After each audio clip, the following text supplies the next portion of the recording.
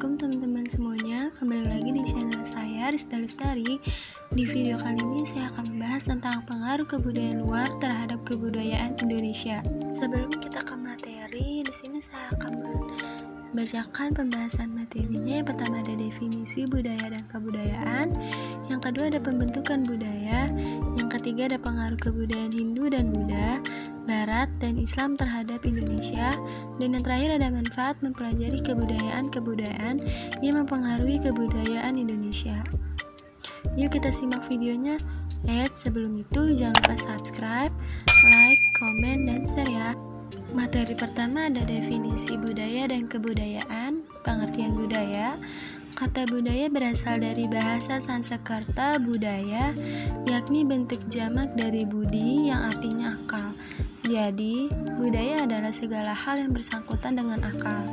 Selain kata budaya juga berarti budi dan daya atau daya dari budi. Jadi, budaya adalah segala daya dari budi, yakni cipta, rasa, dan karsa. Atau pengertian budaya lainnya adalah suatu cara hidup yang berkembang dan dimiliki bersama oleh sebuah kelompok orang dan diwariskan dari generasi ke generasi. Budaya terbentuk dari banyak unsur yang rumit, termasuk sistem agama dan politik, adat istiadat, bahasa, perkakas, pakaian, bangunan, dan karya seni. Yang berikutnya adalah definisi kebudayaan. Kebudayaan adalah kompleks yang mencakup pengetahuan, kepercayaan, kesenian, moral, hukum, adat, dan kebiasaan-kebiasaan yang dilakukan oleh sekumpulan anggota masyarakat. Materi selanjutnya adalah pembentukan budaya. Kebudayaan atau kultur adalah keseluruhan pemikiran dan benda yang dibuat atau diciptakan oleh manusia dalam perkembangan sejarahnya.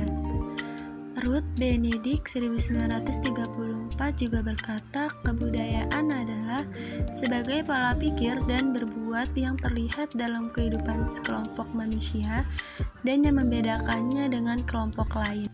Kuncharaningrat 1996 juga berkata bahwa kebudayaan dapat dipahami sebagai suatu sistem ide atau gagasan yang dimiliki suatu masyarakat lewat proses belajar dan dijadikan acuan tingkah laku dalam kehidupan sosial bagi masyarakat. Kemudian, sistem budaya sendiri dapat dikatakan sebagai seperangkat pengetahuan yang meliputi pandangan hidup, keyakinan, nilai, norma, aturan, hukum yang diacu untuk menata, menilai, dan menginterpretasikan benda dan peristiwa dalam berbagai aspek kehidupannya. Dan nilai-nilai yang menjadi salah satu unsur sistem budaya merupakan konsepsi abstrak yang dianggap baik dan amat bernilai dalam hidup, yang kemudian menjadi pedoman tertinggi bagi kelakuan dalam suatu masyarakat. Materi selanjutnya adalah pengaruh kebudayaan Hindu dan Buddha, Barat dan Islam terhadap kebudayaan Indonesia. Yang pertama ada pengaruh kebudayaan Hindu dan Buddha terhadap kebudayaan Indonesia. Yang pertama ada seni bangunan, yang dimana seni bangunan ini diambil dari bentuk candi-candi di Indonesia seperti Candi Borobudur.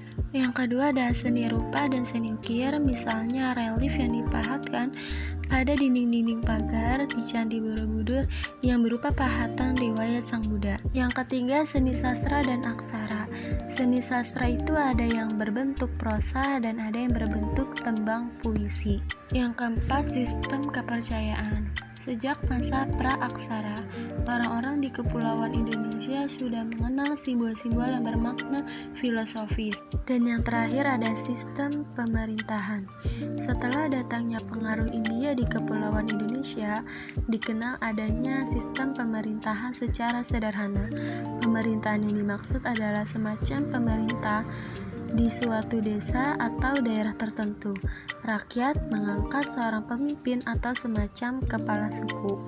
Yang kedua, pengaruh kebudayaan Barat terhadap kebudayaan Indonesia. Yang seperti kita lihat saat ini, kebiasaan dan pola hidup orang Barat seakan menjadi cermin modern.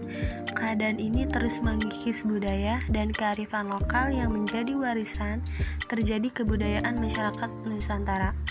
Dari sinilah juga nilai tradisional secara perlahan mengalami kepunahan. Dan yang ketiga ada pengaruh kebudayaan Islam terhadap kebudayaan Indonesia. Yang pertama ada seni bangunan.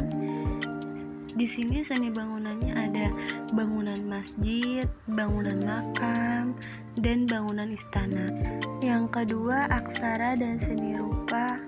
Di sini dijelaskan tentang seni kaligrafi yang dimana kalimat-kalimatnya ditulis bersumber dari ayat-ayat Al-Quran maupun hadis dan biasanya dihiasi untuk pada bangunan-bangunan masjid.